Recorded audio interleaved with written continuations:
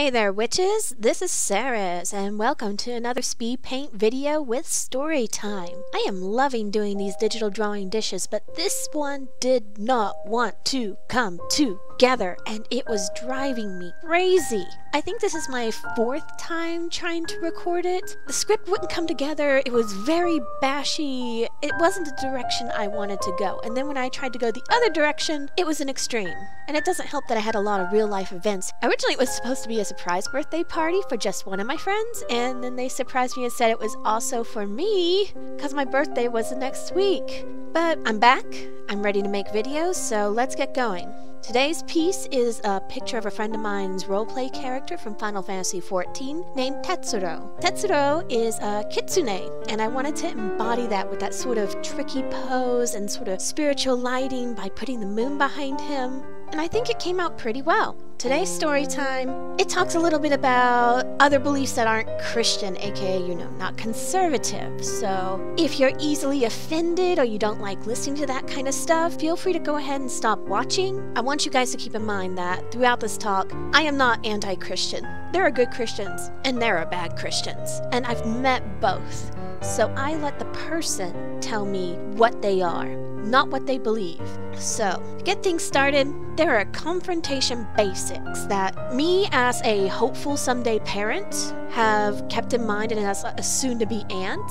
The thing is, with confrontation, kids react very differently than adults to confrontation. As an adult, we have all these world experiences to pull on, and we can be like sassy, good comebacks, stand up for ourselves, we're used to that. But for kids, it's like the biggest, most stressful thing that has happened at that point in their life because they have never been confronted at that level before. I mean, that's why kids cry when they get a scratch. That's the worst pain they have ever felt up to that point in their life. So the same can be said about confrontation. And a lot of kids, because they read stories about coming out of the closet or going against the parents, they know all the horrible things that can happen that they are not prepared for, like getting kicked out of the house, getting grounded, being forbidden from saying certain things or wearing certain things, even public humiliation, disownment, abuse, and death.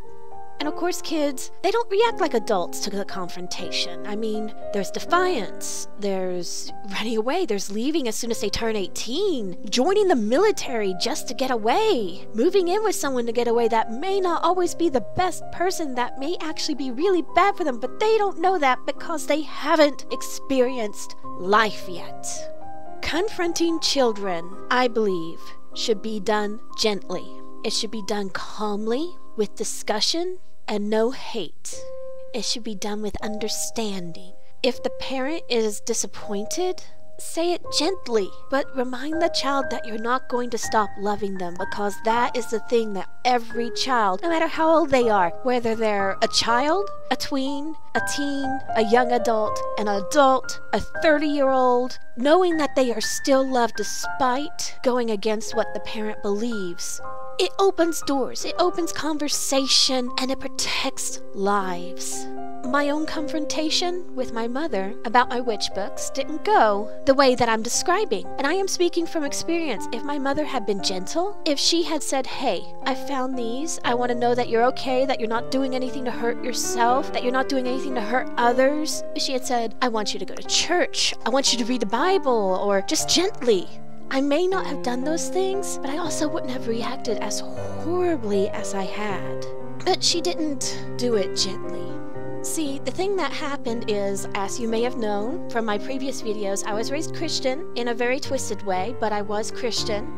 And I asked a lot of questions when I was in church. I wanted to know, they said, everyone hears of Jesus at some point in their life. And I said, well, what about right after he died, how did the people in North America hear about him? How did the people in China hear about him? How did these people that were hundreds and thousands of miles away hear about Jesus? They just said, well, everybody hears about Jesus.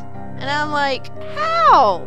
Because the Bible didn't say anything about him going over or being over there. And I understood it's like, the church I went to claimed to be a mission church, but they never went on missions. I understood what missions were about because my cousin went on missions. It was to spread the word, but what about right after Jesus died when people didn't have the means to travel? I asked so many questions, it probably drove my church crazy.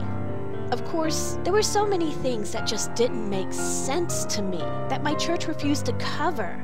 And I mean, I'm sure there are probably churches that do cover this, but this is a story about my truth. Honestly, I have no interest in being Christian any longer, and that's okay. And if you feel like you need to talk to me and such about it, I am happy to listen if you do it in a gentle way. I mean, I was friends with someone that was a super devout Christian, and every night at close, he would talk about, well, here's how this works and this works, and I would listen and like, he made sense, but it wasn't my truth. And I let him talk, and I talked back, and we had almost a friendly banter. It was a great friendship. He was very much of hate the sin and not the sinner. My mom, no, it wasn't so much that. See, my thing was when I got to high school, my high school is very, very Bible Beltish. There were 2 black students and a few Native American. That was it. Everyone else was white bread, Cracker Jack. I mean, it was cottage cheese to the max. The thing though was, I may not have been able to get exposed to other races at that point in my life. That happened later in college, but I did get exposed to other faiths. I joined theater and I met a pagan and a Jew. And see, my church, I had stopped going when I was about 14, but because I was learning piano, my church kept making me play piano, and I was developing horrible stage fright, and I just couldn't do it anymore. And it didn't help that my mother never went to church because the chairs were uncomfortable. If you're worried about your soul, you go to church. If you're Christian anyway. But I met a pagan and a Jew, and they were nice. And the fact that I realized pagans were real, they weren't just stuff in the craft on TV, waving hands around and wearing tons of chains and being all gothy. They were normal people. Yeah, she dressed a little gothy, but who doesn't try the goth phase when they're in high school? I mean, you even think about it sometimes. I mean, I thought about it, but I wasn't allowed to wear makeup because makeup will send you to hell. Yet my mom wore makeup to her job. Oh my gosh, so many contradictions. She was real and normal, and she wore logo tees and jeans and shoes, and yeah, she carried some talismans, she carried some gemstones, but she wasn't there like using magic and what have you and all that jazz. My church taught that Jews killed Jesus. I mean, they said it was all the Jews. All the Jews. The Jews were at fault. They were to be made fun of. They were evil. They were a joke. And my friend wasn't a joke. Realizing that Jews weren't evil and pagans were real, I started really asking questions. And see, my mom didn't really believe in an allowance. I mean, to her, an allowance was giving us 25 or 50 cents. My dad, though, he did. And up until then, he started when we were about, I think, 11 or 12. He would give us money, take us to a little convenience store, and we could buy whatever we wanted with that money. Me and my sister realized we could sometimes team our money and get something really, really good. I really wanted books. So I would save some of that allowance money, and I would save some of my lunch money by buying salads, because unlike today, salads were cheaper than getting pizza and french fries. Nowadays, if you want to get a salad, it's like, here's an arm, here's a leg, give me healthy food. You get pizza and french fries, and like, oh, I got $2 left, I'm gonna buy a soda. Ugh. I really don't remember how I really saved the money. I saved the money, and I bought 3 pagan books. When I was in the bookstore, I would read other books about different religions like Native American beliefs, folk magic, Buddhism, a little bit of everything. The thing that really spoke to me was Wicca, which I hear a lot of witches rolling their eyes across the internet. I hear you. I hear you. That was my gateway. That was my door. I mean, you gotta realize this was the 90s. Wicca was the big thing. It wasn't about the traditional witchcraft. Traditional witchcraft movement hadn't happened. And I'm a kitchen witch now. I still have a lot of Wicca flair. But anyway, I got those 3 books, the 3 witch books, and I hid them in the middle of my mattress between my box spring and my mattress because I didn't want my mom to find them. Every once in a while, the cleaning bug would hit her, and she'd want to clean the house. And I was like, yay, clean house! Oh, you're making my bed! So I didn't want her to find them, and it was the only place I could really think of because she was always pulling stuff out from under my bed, out of my closet, out of my nightstand, out of my desk, off my shelves.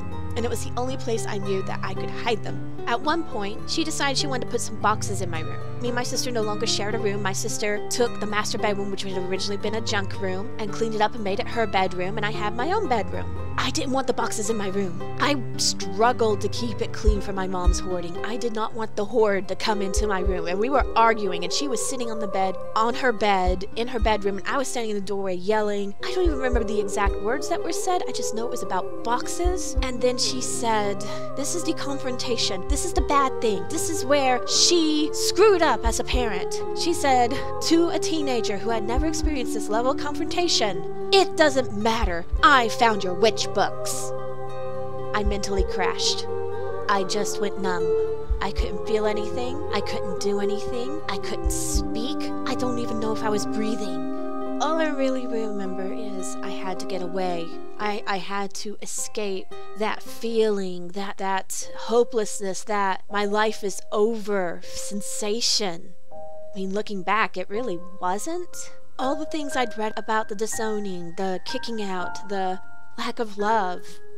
I left her bedroom. I went outside. I went down the steps. I walked down the gravel pathway. I walked across our driveway. And then I crossed the road, and I'm starting to walk faster. And then I'm running through the field. And then I'm running through the forest. And then I go through that forest, and I hit another field. And I climb over that fence like a champ, and I run through it. And I hit another forest. And as I cross the other field, I finally stop. I wasn't wearing shoes. This was a fight or flight run, and my feet were covered in twigs and grass, and my lungs burned, and I was gasping for air, and I didn't know what I was going to do. We lived out in the country. There were no restaurants, no mom and pop stores, no gas stations in walking distance. Everywhere you had to drive. This was before cell phones, so I didn't have a cell phone to call anybody. There was no internet in this area, and I couldn't trust my neighbors not to send me back to my mom, and my dad had instilled a fear and a tiny hatred towards my neighbors because they were richer than us. So even with my new point of view, I was still holding on to some of those values, and I had nowhere to go. I had no close friends. I didn't know where my friends lived because I wasn't allowed to go to their houses. I knew how to get to the school, but it was so far, and school was out, and I had nowhere to go, and I didn't know anyone. What was I going to do? Then I heard a voice. I heard a voice calling my name, and I looked, but I didn't see anybody, and I thought I imagined it. And then I looked, there was my sister. Some months ago, I had told her about my beliefs. We had walked across those fields and through those forests, talking, and she was scared for me. She thought I was going to hell. She is the embodiment of a good Christian. She embraces the values that my grandmother tried to instill in us. She was there, and she ran to me, and I ran to her. I didn't care how hard my feet hurt or anything, and I just hugged her, and we cried, and I just kept saying, "Mom found out. Mom found out." And I told her I didn't know what I was going to do. My sister didn't know what I could do. So as two young girls who couldn't drive, with no cell phone, no internet, out in the middle of the country, we went home. And I got the biggest surprise of my life. My mother apologized. She said that she had addressed this issue the wrong way. And I agreed with her. I asked her if she told my dad. She said no. I asked her if she told my grandmother. She said no. And she said, "We're going to work through this." And I said, "Okay." So we made a deal. If she will go to church, I will go with her. I could keep my books, but I had to keep my Bible too. I couldn't bring my sister into my beliefs, and that was fine. To date, my mother has still not gone to church, and I have told her that the deal still stands. If she goes, I will go with her. I self-dedicated to paganism when I was 16, and now, as an adult, I may believe slightly differently than I did in my youth, but it is still the path for me. My sister is still Christian, but we still love each other. My dad knows, and he still loves me. I never could tell my grandmother, but we never stopped loving each other until her dying day. So the biggest lesson I think that we can take from this is, yeah, you may feel hopeless and that you have to run away, but yeah, I had no choice but to go back. But if you go back and it's calm discussion, it's going to be okay. Just try to stay okay until you can be safe. Because when you're grown up and living on your own, you get to really be your true self. If you have any questions or comments or any suggestions on how I can improve, please leave a comment below, a like, a share. I really want to get my stories out there because I feel like I have some interesting points to share because I didn't live a very average life, as you can tell.